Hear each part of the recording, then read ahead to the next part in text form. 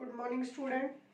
आज हम फिर से हाजिर हैं एक नई क्लास के साथ। आज हमारी क्लास 3 है। पहले एक ओवरव्यू ले लेते हैं, हमने पिछली क्लास में या क्लास 2 में क्या पढ़ा था उसके बारे में एक बार रिवाइज कर लेते हैं। फिर हम अपनी क्लास 3 स्टार्ट करेंगे जिसमें आज हम पढ़ेंगे लॉ ऑफ डिमांड। पिछली क्लास में हमने पढ़ा था बेटा what is micro economics and macro economics. Micro economics, micro का मीनिंग होता है स्मॉल और मैक्रोज लार्ज। जो स्मॉल चीजों के साथ या इंडिविजुअल यूनिट्स के साथ डील करे वो माइक्रो, और जो लार्ज या एग्रीगेट चीजों के साथ डील करे वो मैक्रो। फिर हमने एक पढ़ा था पॉजिटिव इकोनॉमिक साइंस और normative economic science. Positive science जो थी वो किसके द्वारा दी गई थी? लियोन एंड रॉबिन्सन के द्वारा। और जो नॉर्मेटिव साइंस थी वो किसके द्वारा थी? Alfred Marshall and Pigou. Positive science में हमें बताया गया था कि व्हाट इज, और नॉर्मेटिव में क्या बताया गया था? व्हाट ऑट टू बी और व्हाट शुड बी। फिर हमने पढ़ा था माइक्रो इकोनॉमिक्स और मैक्रो इकोनॉमिक्स में डिफरेंस। माइक्रो और मैक्रो इकोनॉमिक्स दोनों इंटरडिपेंडेंट हैं। और हमने क्या पढ़ा था? सबसे बड़ी प्रॉब्लम क्या है इकोनॉमी की? Problem of choice. क्योंकि हमारे पास रिसोर्सेज लिमिटेड है और हमारी वांट्स अनलिमिटेड है, उसमें हमें क्या करना पड़ता है? चॉइस। तो जो इकोनॉमी की सबसे बड़ी प्रॉब्लम है, the bigger problem of economy is problem of choice. फिर मैंने कल आप लोगों को कई सारी सेंट्रल इकोनॉमिक प्रॉब्लम्स भी बताई थी। what is to be produced, how is it should be produced, for whom it is produced, how it is distributed, ये सारी चीजें। फिर मैंने आपको बताया था कि दो मेथड होते हैं, इंडक्टिव मेथड और डिडक्टिव। इंडक्टिव मेथड और डिडक्टिव मेथड अलग अलग हैं दोनों। ये किस पर बेस्ड होते हैं? कंक्लूजन्स पर। जो हम कंक्लूजन्स ड्रॉ करते हैं ये उन पर बेस्ड होते हैं। अब आगे देखते हैं कैपिटलिस्ट इकोनॉमी, सोशलिस्ट इकोनॉमी और मिक्स्ड इकोनॉमी के बारे में भी कल की क्लास में आप लोगों को बता दिया गया था। एक वर्ड आता है बेटा पीपीसी कार में, अपॉर्चुनिटी कॉस्ट। ये आगे आने वाले चैप्टर्स में हमारा यूज होगा, इसलिए उसको मैं बता देती हूँ। अपॉर्चुनिटी कॉस्ट क्या होती है? Opportunity cost refer to cost of forgone opportunity और next best possible use. The opportunity cost of one thing is always calculated in terms of another. Opportunity cost को हम एक दूसरी cost से कंपेयर करते हुए हमेशा कैलकुलेट करते हैं।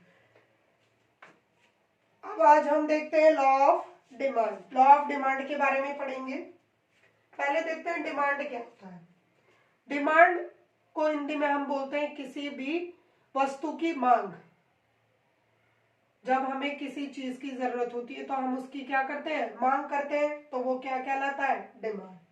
Demand exist when there is desire, means and willingness to use the means for the desire. Desire means क्या होता है? इच्छा। मींस क्या है यहाँ पर? रिसोर्सेज। तो हम डिमांड कहाँ पर होती है? जहां पर रिसोर्सेज से बनी हुई चीजों को पाने की इच्छा हम रखते हैं, या हमारा डिजायर है कि हम इन संसाधनों से बनी हुई वस्तुओं का उपभोग करेंगे, तो वो क्या कहलाएगा? डिमांड। डिमांड की डेफिनेशन देखिए, it refers to quantity of the commodity demanded at a certain price during a period. किसी एक निर्धारित समय के अंदर एक निर्धारित प्राइस पर जब हम किसी वस्तु की मांग करते हैं तो वो डिमांड कहलाती है। समय भी क्या होना चाहिए? निर्धारित। और उसका जो रेट है या उसका प्राइस है वो भी क्या होना चाहिए? निर्धारित। तो वो क्या कहलाता है? डिमांड। कमोडिटी मींस वस्तु। अब बहुत सारी चीजें हैं इकोनॉमिक्स में जो डिमांड पर असर डालती है या उसको इफेक्ट करती है। कौन कौन सी चीजें जो डिमांड पर इफेक्ट डालती है उनके बारे में एक बार पढ़ लेते हैं। Price level of the commodity, किसी भी वस्तु का प्राइस। सबसे ज्यादा मैटर क्या करता है? प्राइस। मान लीजिए बेटा आपको एक बिस्किट का पैकेट खरीदना है, किसी का प्राइस 10 रुपीज है, किसी का 20 रुपीज है, किसी का 30 और किसी का 50 है, लेकिन है तो सभी बिस्किट। कमोडिटी क्या है, सेम है, अलग क्या है, प्राइस और क्वालिटी। अब आप लोगों के पास 10 ही रुपए हैं, तो आपके पास कोई चॉइस अवेलेबल नहीं है, या तो आप 10 रुपए वाला पैकेट लो या फिर 5 रुपए वाला, लेकिन आप 20 रुपए वाला तो नहीं ले सकते, क्योंकि जो आपके रिसोर्स है, रिसोर्स यहाँ पर आपका क्या है, मनी, तो जो मनी है वो आपके पास लिमिटेड है, उस लिमिटेड मनी के साथ ही आपको क्या परचेज करनी है, कमोडिटी। तो प्राइस क्या करता है, डिमांड में बहुत ज्यादा अफेक्ट डालता है। Second thing, income, income level of the consumer, किसी भी उपभोक्ता की जो इनकम है, जो उसकी आय है, वो भी बहुत ज्यादा मैटर करती है।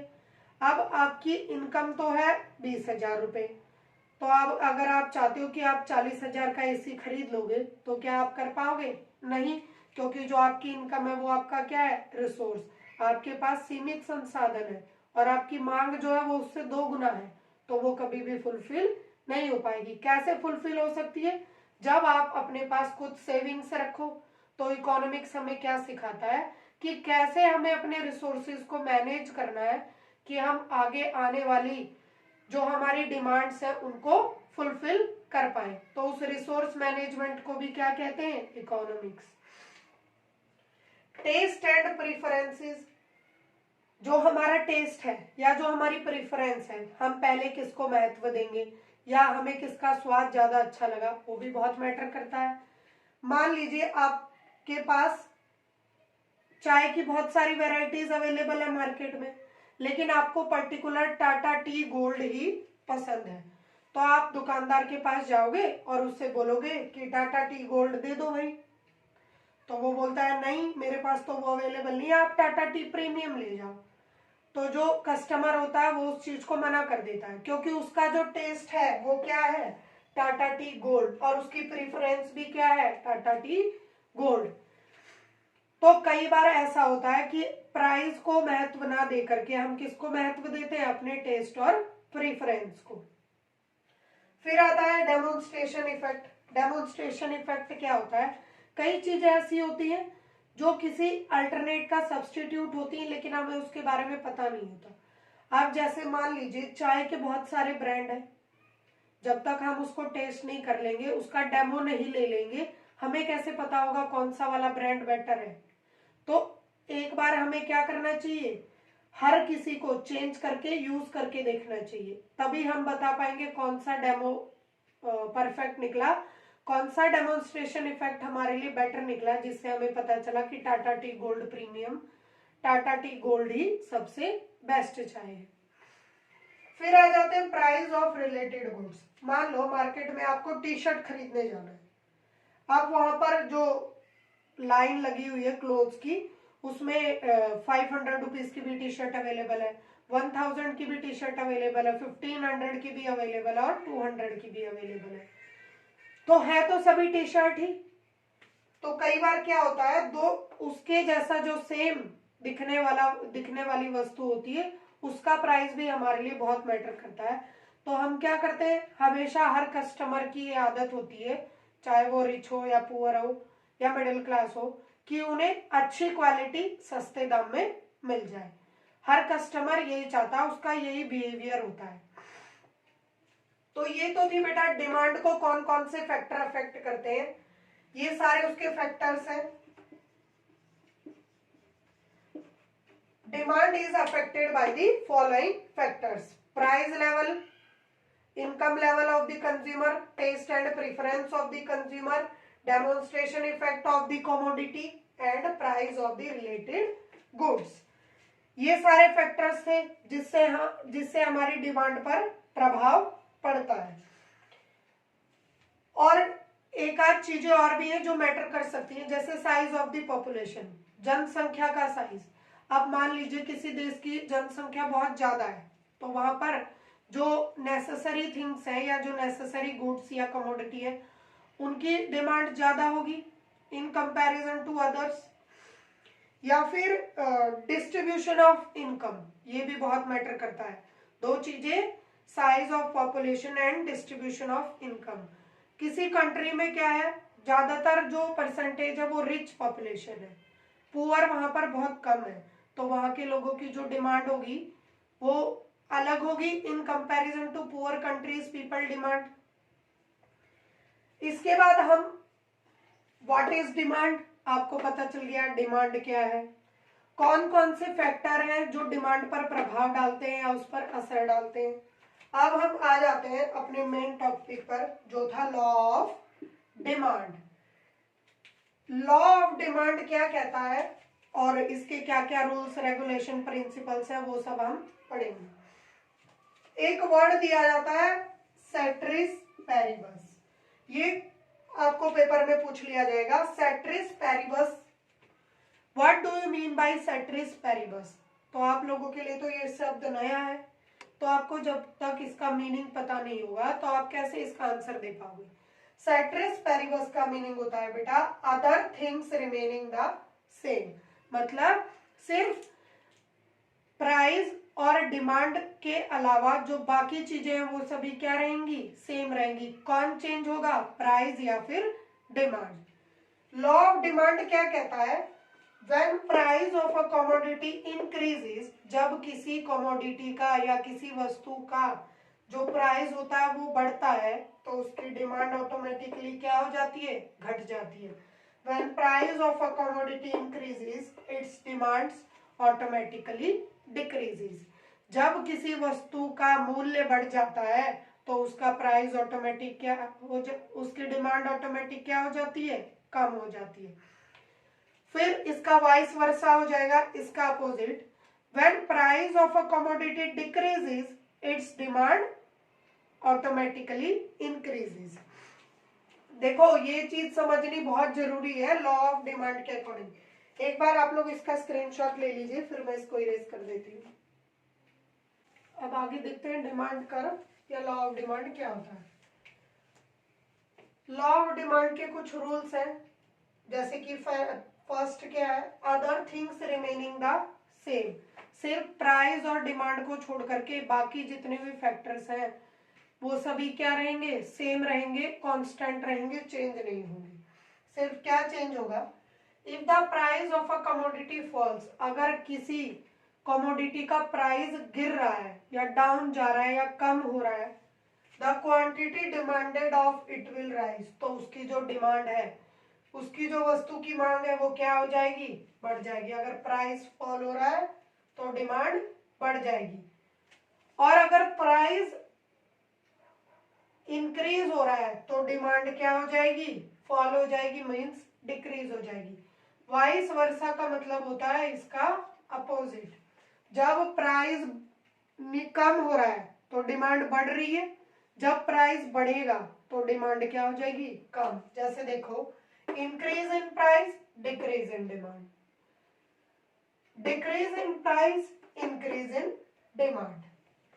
और जो लॉ ऑफ डिमांड है वो सब्स्टिट्यूशन एंड इनकम इफेक्ट को लेकर के ऑपरेट करता है।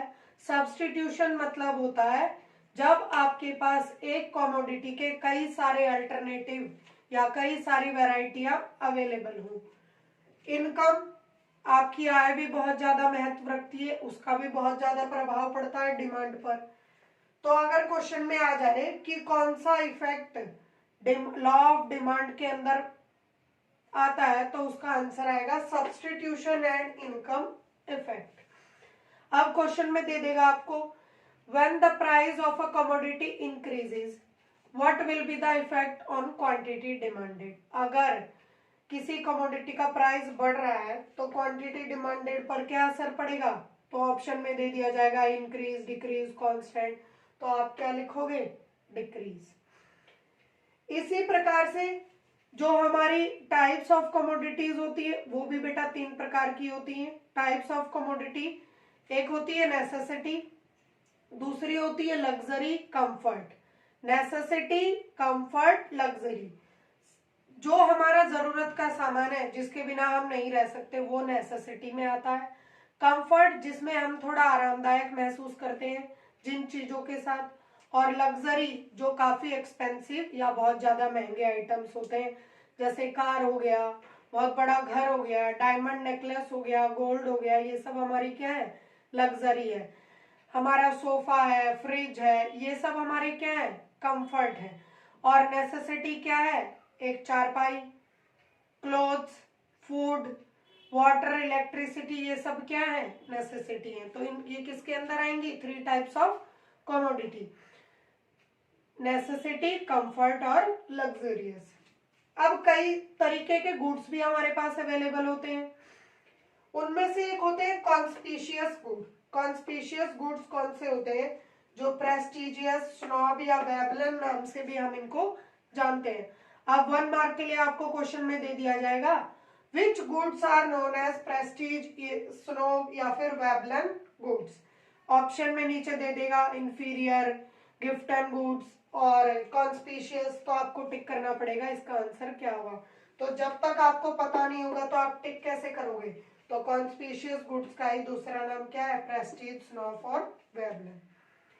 अब यहाँ पर एक चेंज नोटिस कीजिएगा बेटा, डिमांड में आप क्या पढ़ रहे थे, लॉ ऑफ डिमांड में increase in price, decrease in demand. यहाँ पर उल्टा इफेक्ट पड़ रहा था, एक बढ़ रहा था तो दूसरा घट रहा था, लेकिन कॉन्स्पिशियस गुड्स के केस में अलग होता है, अगर डिमांड बढ़ेगी तो उसका प्राइस भी बढ़ेगा। When the demand of conspicuous good increases, its price will also increase, ये आएगा। अब ये भी 1 मार्क के लिए आ सकता है कि कॉन्स्पिशियस गुड्स की डिमांड बढ़ रही है तो उसके प्राइस पर क्या इफेक्ट पड़ेगा, इंक्रीज होगा, डिक्रीज होगा, तो आपको पता होगा तभी आप बता पाओगे। कॉन्स्पिशियस गुड्स आते हैं लग्जरियस आइटम्स में, जैसे कि डायमंड, गोल्ड। फिर आते हैं नॉन ड्यूरेबल गुड्स। ये कौन से होते हैं, नॉन ड्यूरेबल गुड्स, जिनको सिर्फ हम एक बार ही यूज कर सकते हैं, वो रीयूज नहीं होते। जैसे कि मिल्क, मिल्क आप एक बार ले आए, उसको आपने कंज्यूम कर लिया, क्या आप उसको दोबारा यूज कर सकते हो, नहीं, तो वो किसके अंदर आएंगे, नॉन ड्यूरेबल गुड्स। इनका क्या रहता है, increase in price, decrease in demand, लेकिन कितना डिक्रीज, स्लाइट डिक्रीज। मान लीजिए पहले दूध का प्राइस 30 रुपए था, तो आप 2 kg ला रहे थे, अब दूध का प्राइस 35 रुपए हो गया, तो आप क्या कर सकते हो, ज्यादा से ज्यादा 1.5 kg ले आओ, 1.5 लीटर ले आओगे। लेकिन ऐसा नहीं है कि आप बिल्कुल ही बंद कर दोगे, क्योंकि इस केस में तो हम उसके बिना सरवाइव नहीं कर पाएंगे ना, वो हमारी क्या है, नेसेसिटी है। मिल्क इज अवर नेसेसिटी, तो हम उसमें क्या कर सकते हैं, अपनी डिमांड है उसको एक थोड़े लेवल तक डिक्रीज कर सकते हैं, लेकिन बिल्कुल स्टॉप नहीं कर सकते। Demand curve is always downward sloping, जो डिमांड कर्व होती है वो हमेशा नीचे की तरफ स्लोप करती है, अपवर्ड स्लोपिंग नहीं होती है। जैसे ये टेबल दिया रहेगा तो जो डिमांड कर्व होगी वो ऐसे होगी, डाउनवर्ड स्लोपिंग होगी, और अगर ऐसे होती तो इसको बोलते हैं अपवर्ड स्लोपिंग, लेकिन जो हमारी डिमांड कर्व है वो हमेशा डाउनवर्ड स्लोपिंग होती है। एक टेबल के थ्रू इसको समझने की कोशिश करते हैं। इसका एक बार स्क्रीनशॉट ले लीजिए बेटा। लॉ ऑफ डिमांड में 2 पार्ट है बेटा, डिमांड शेड्यूल और डिमांड कर्व। जैसे मैंने अभी आपको बताया था, demand curve is always downward sloping, हमेशा क्या होती है, डाउनवर्ड स्लोपिंग होती है। इस टेबल की हेल्प से हम समझने की कोशिश करते हैं। देखो, जब किसी क्वांटिटी का प्राइस 5 था तो उसकी डिमांड 10 थी, जब प्राइस 4 हो गया तो डिमांड बढ़ गई, कितनी हो गई, 15। जब प्राइस 3 हुआ और बढ़ गई 20, प्राइस 2 हो गया 35 और 1 हो गया तो 60। यहाँ पर आपने एक चीज नोटिस की होगी, जब प्राइस डिक्रीज हो रहा है तो जो क्वांटिटी डिमांडेड थी वो क्या हो रही है, इंक्रीज। इसी को अगर हमें एग्जामिनर बोलता है कि टेबल में प्लॉट करो, तो कैसे करोगे, इधर प्राइस रख देंगे, इधर क्वांटिटी डिमांडेड रख देंगे। जब प्राइस बढ़ता जाएगा, घटता जा रहा है, तो क्वांटिटी डिमांडेड क्या होगी, नीचे की तरफ आएगी। तो ये क्या हो रही है, डाउनवर्ड स्लोपिंग कर्व है, डिमांड हमेशा क्या होगी, डाउनवर्ड स्लोपिंग। अब जो हमारा लॉ ऑफ डिमांड है उसमें आपको एक्सेप्शंस भी दिए हुए हैं और शिफ्ट्स इन डिमांड कर्व, कि डिमांड कर्व कैसे शिफ्ट होगी, कब वो कॉन्ट्रैक्ट हो जाएगी, सिकुड़ जाएगी, कब वो एक्सपेंड होगी, उसके रीजंस पढ़ते हैं कैसे। जो आते हैं मूवमेंट्स इन डिमांड के अंदर, movements in the demand curve. ये तो था डिमांड शेड्यूल और ये थी demand curve. Expansion in demand, demand कब एक्सपेंड होगी, एक्सपेंशन इन डिमांड ये कब होगा, when due to decrease in price the quantity demanded increases। जब प्राइस में डिक्रीज आएगा और उसकी क्वांटिटी डिमांडेड इंक्रीज हो जाएगी तो डिमांड कर्व क्या हो जाएगी, expand. There is expansion in demand curve. दूसरा reason, it is a downward movement of the curve. इसमें जो कर्व होगी वो कैसी होगी, डाउनवर्ड मूवमेंट वाली, नीचे की तरफ शिफ्ट होगी। फिर ये तो था एक्सपेंशन, इसके बाद आते हैं हम contraction in demand curve. Contraction in demand, demand curve कब सिकुड़ जाएगी, when due to increase in price the quantity demanded decreases। increase in price quantity demanded decreases। तो इसमें क्या होगा, जो डिमांड कर्व है वो अपवर्ड स्लोपिंग हो जाएगी, ऊपर की तरफ उसका फेस हो जाएगा। इस केस में क्या होगी, डिमांड अपवर्ड स्लोपिंग, जब प्राइस इंक्रीज होगा और क्वांटिटी डिमांडेड उसकी डिक्रीज होगी। बोथ द मूवमेंट ऑकर, देखो ये दोनों जो मूवमेंट हो रहे हैं, एक्सपेंशन भी और कॉन्ट्रैक्शन भी, किसकी वजह से हो रहे हैं, change in price while other factors remain constant. सिर्फ प्राइस में बदलाव के कारण ही ये हो रहे हैं, बाकी जितने भी फैक्टर्स हैं वो सभी क्या है, कांस्टेंट है। Both the movement occur on the same demand curve, और ये डाउनवर्ड भी और अपवर्ड भी, दोनों मूवमेंट किस पर होंगे, सेम डिमांड कर्व पर। ये नहीं है कि हमें उसके लिए अलग से डिमांड कर्व डिजाइन करनी पड़ेगी। डिमांड कर्व का जो डिजाइन है वो तो सेम है, या तो डाउनवर्ड स्लोपिंग होगी या अपवर्ड स्लोपिंग होगी। The demand curve is not changing since all other factors are held constant. Demand curve में सिर्फ दो ही बदलाव आ रहे हैं, एक्सपेंशन के केस में डाउनवर्ड स्लोपिंग, कॉन्ट्रैक्शन के केस में अपवर्ड स्लोपिंग। अब आपसे जो क्वेश्चन पूछा जाएगा वो कैसे पूछा जाएगा, when in case of contraction in demand curve what is the movement of demand curve, upward, downward, constant या none of these। तो आपको उसमें आंसर क्या देना है, अपवर्ड स्लोपिंग। इस तरीके से क्वेश्चन आएंगे। अब एक ये तो था प्राइस में जब चेंज हो रहे हैं तो डिमांड क्या होगी, एक्सपैंड होगी या कॉन्ट्रैक्ट होगी। इसके बाद इंक्रीज और decrease in demand, increase in demand, demand बढ़ेगी कब, it is rightward shift in the demand curve. जब डिमांड कर्व में राइटवर्ड शिफ्ट होगा, मतलब वो राइट की तरफ शिफ्ट होगी, तो वहां क्या मानेंगे हम कि क्या हो रहा है, इंक्रीज हो रहा है। It happens when all factors change in favour of the commodity. जब जितने भी फैक्टर हैं वो सभी किसके फेवर में होंगे, जो गुड्स हम डिमांड कर रहे हैं उसके फेवर में होंगे, उसके अगेंस्ट में नहीं होंगे। Fall in price, increase in demand. जब प्राइस कम हो जाएगा तो जो डिमांड है वो ऑटोमेटिक इंक्रीज हो जाएगी। या फिर rise in price of substitute goods, जो सब्स्टिट्यूट गुड्स हैं उनका प्राइस अगर इंक्रीज होगा, सब्स्टिट्यूट गुड्स, तो भी जो हमारी डिमांड है वो क्या होगी, इंक्रीज होगी। सब्स्टिट्यूट गुड्स का प्राइस इंक्रीज होगा तो भी हमारी डिमांड इंक्रीज होगी। या फिर राइज इन इनकम, या फिर जो हमारी आय है वो बढ़ जाएगी तो भी हमारी डिमांड इंक्रीज होगी। इन केसेस में क्या रहेगा, इंक्रीज इन डिमांड। एक लास्ट मोमेंट और देखते हैं डिमांड कर्व का, जो होता है डिक्रीज इन डिमांड कर्व। ये तो रही कॉन्ट्रैक्शन, एक्सपेंशन और इंक्रीज की बात। अब हम देखते हैं डिक्रीज इन डिमांड कर्व, कब वो डिक्रीज होगी।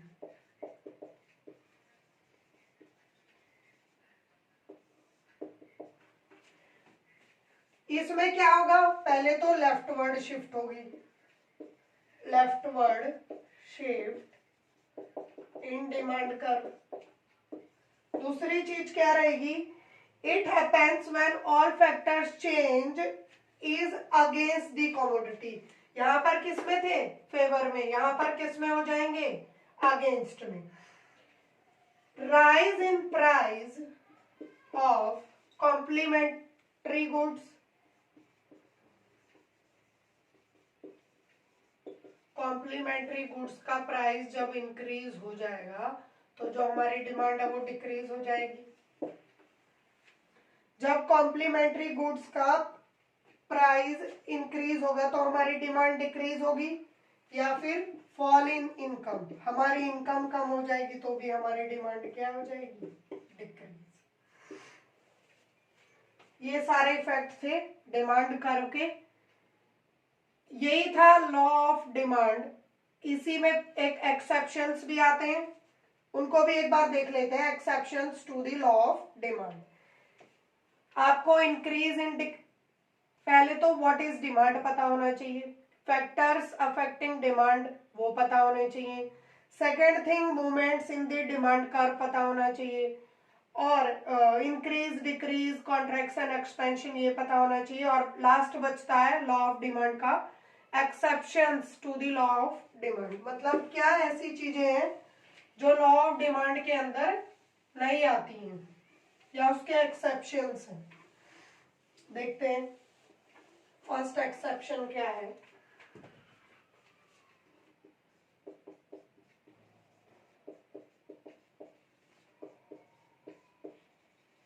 और मैंने आप लोगों को conspicuous goods, inferior, durable, substitute, types of good बता दिया, टाइप्स ऑफ कमोडिटीज बता दिया। अब आते हैं हम expansion to the law of demand. पहला क्या है, कॉन्स्पिशियस गुड। कॉन्स्पिशियस गुड, इसमें क्या बताया गया था, अगर इसका प्राइस इंक्रीज होगा तो इसकी डिमांड भी क्या होगी, इंक्रीज। ये पहला एक्सेप्शन है जिसमें उल्टा इफेक्ट नहीं पड़ रहा है, demand price increase demand increase, same effect पड़ रहा है।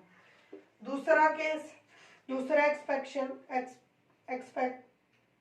एक्सेप्शन इंफीरियर गुड्स और गिफ्ट एंड गुड्स का है। यहाँ पर इंफीरियर गुड्स और गिफ्ट एंड गुड्स को नहीं लिया गया है, उनको इग्नोर कर दिया गया है। तो अगर ये ऑप्शन में आते हैं तो आपको इन पर क्लियर लिख देना है कि डिमांड, लॉ ऑफ डिमांड यहाँ पर एप्लीकेबल नहीं है। फ्यूचर प्राइस एक्सपेक्टेशन, एक ये रूल है, फ्यूचर प्राइस एक्सपेक्टेशंस, मतलब आने वाले समय में जो प्राइस है, जो मूल्य है, उस पर क्या प्रभाव पड़ने वाला है, ये लॉ ऑफ डिमांड के अंदर इसके ऊपर कुछ भी लिखा नहीं गया है। वो सिर्फ प्रेजेंट प्राइस को ही क्या करते हैं, देखते हैं, फ्यूचर प्राइस को इग्नोर कर देते हैं। If the consumer is ignorant of the ruling price in market then he will purchase more at high price. अगर जो कंज्यूमर है वो प्राइस पर ध्यान नहीं देगा बाजार में, तो वो क्या गलती कर बैठेगा, ज्यादा दाम पर भी ज्यादा चीजें खरीद लेगा, जो उसके लिए नुकसानदायक है। और दूसरा यहाँ पर कौन हानिकारक है, इर्रेशनल कंज्यूमर। इर्रेशनल कंज्यूमर जो किसी चीज का कोई भी हिसाब किताब नहीं लगाता, बस अंधाधुंध खरीदारी किए चला जाता है, जो मन मर्जी आया वो उठा लिया, उस पर ध्यान ही नहीं दिया कि प्राइस और डिमांड में क्या फर्क पड़ रहा है इस पर। तो इर्रेशनल कंज्यूमर भी यहाँ पर बहुत ज्यादा इफेक्ट डालते। अदर फैक्टर्स और भी बहुत सारे कारण हो सकते हैं जो लॉ ऑफ डिमांड के अंदर लिए नहीं गए। तो आज आपका ये लॉ ऑफ डिमांड और demand, nature of demand function, दोनों टॉपिक कंप्लीट हो गए हैं आज की क्लास में। अब कल की क्लास में हम पढ़ेंगे इलास्टिसिटी ऑफ डिमांड और प्रोडक्शन फंक्शन, दोनों टॉपिक। Thank you all.